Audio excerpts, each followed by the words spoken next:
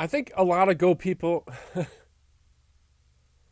I think a lot of people go through what I'm about to describe, but not very many people want to say it out loud. It's the moment when you look at the person you've been with for years and years and realize that somewhere along the way you both kind of just stopped. Not stopped loving each other really, but stopped being in it. Stopped being curious about each other, stopped initiating anything, stopped feeling like partners, and started feeling like two people who just happened to share a lease and a Netflix password. The roommate thing? And the scariest part is that we had gotten comfortable enough with that neither of us was willing to really talk about it much. So here's where my story gets a little specific, and I'll be honest with you, that's because it's kind of the whole point of the channel here. My partner went through a pretty significant shift, like ideologically, values, worldview, how they think relationships should work, all of that stuff. And I'm not going to sit here and tear that apart or debate the politics behind some of it or the influences. What I will say is that the person I was waking up to every morning had some pretty fundamentally different ideas about life and about us than the person that I thought I had originally built a relationship with. So my first instinct, and maybe lots of people's first instinct, was to accommodate and try to be understanding, to shrink myself in some way into whatever shape seemed like it would cause the least amount of trouble in the relationship. I figured probably if I was patient enough and agreeable, supportive, things would kind of naturally drift back to the way it used to be, but that didn't work. Because here's the thing nobody tells you: you cannot nice your way back into a good relationship.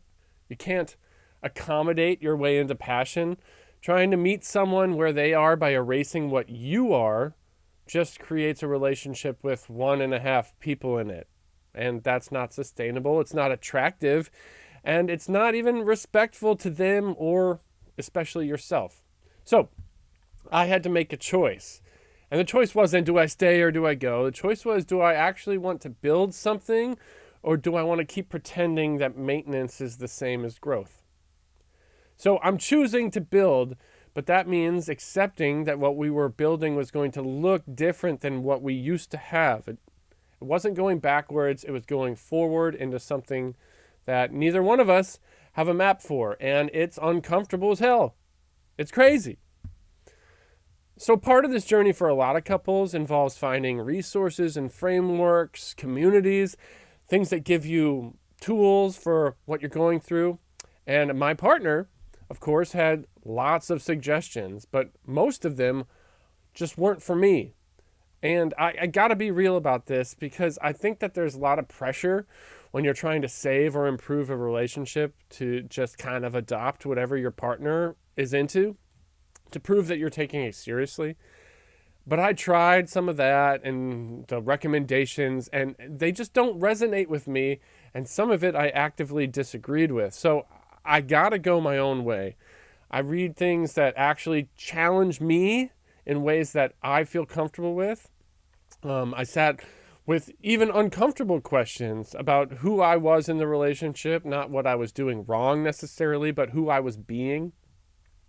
I had to figure out what kind of man I wanted to show up as, independent of somebody else's framework or approval. And something kind of unexpected happened when I did that. I stopped feeling like I was playing relationship catch-up, and I started feeling like I was actually the one bringing something to the table. So one of the biggest practical shifts for me was just deciding that I was going to be the one who shows up. Not perfectly, not with some grand romantic gesture or energy, just consistently showing up how I could. So I started initiating, not just physically, though, yeah, that stuff too, but I mean everything. Plans and conversations and check-ins. Hey, I want to talk about this. Here's something I want us to try. Small things, regular things, but not because my partner is incapable of doing them, but because I realized finally that someone had to decide this relationship was worth showing up for, and it would be helpful if that person was me. That shift from reactive to proactive has started to change the whole energy between my partner and I. Not overnight, but it is changing, and it's changing noticeably. And then there's the part that is honestly still the hardest for me, and maybe the hardest for most people, is staying grounded when things don't go your way. If you express something and it lands wrong, when you plan something and it falls flat, or when you have a different opinion and you hold it as the conversation gets tense, when progress feels slow and you're not sure if anything is actually working, I usually would fold to avoid the conflict or get frustrated and just run away. Neither one of those is a good look for a man, and neither one of those builds anything. So here's been the really tough part, is learning to stay present, stay calm, and hold my perspective without needing to win. That's been the real work. Not the books I read or the date nights planned, that stuff right there. Because relationships don't need to be perfect, but they need to be sturdy and consistent, and needs to feel like someone is there who's not going to disappear if things get uncomfortable. So overall, I'm still in this, we're still in this, but I won't pretend that it's because I've got it all figured out. The roommate energy is fading, but it's a constant work in progress. And if you're looking to do some of the same stuff, hopefully you can find some resources here on the channel.